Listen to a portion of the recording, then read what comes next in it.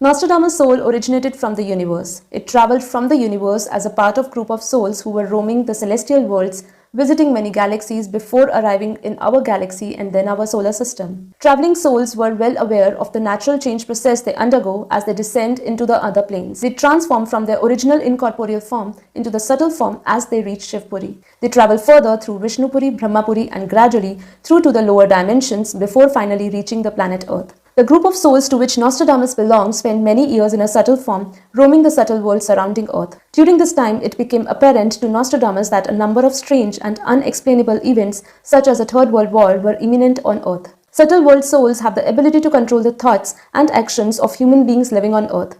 Powerful subtle world souls have the ability to pick up the vibrations from other subtle world souls. Nostradamus, in his subtle form, picked up these vibrations from other souls and became aware of what was going to happen on Earth over the next 500 years. Nostradamus felt the need of somehow communicate these messages to the people on Earth and gradually alert them to the unfortunate events that would take place in the future. Nostradamus was a good soul, but had no desire to take an incarnation on Earth in the manner that Dolores Cannon did. Dolores Cannon used her own cell to create a physical avatar of herself on Earth, existing in both subtle and physical planes concurrently. Instead, Nostradamus decided that he would send rays of messages to another human being on Earth.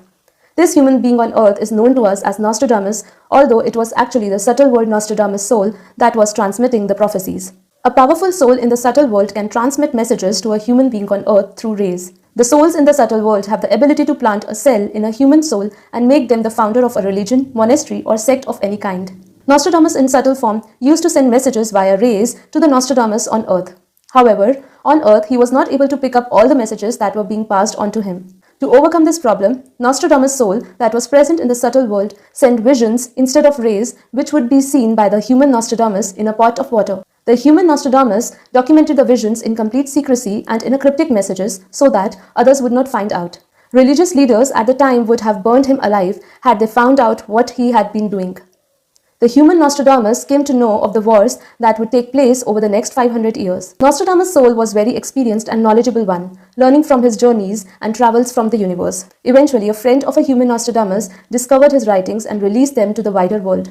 However, as the prophecies were documented in cryptic messages, nobody was able to understand them accurately, which left people confused. In the subtle world, plans evolve over time, so some of his prophecies were no longer relevant. However, people believed that they were not true. Nostradamus predicted that in future, following a Third World War, the world would transform and a new world would emerge. This is why he inspired human beings to document his predictions through their visions.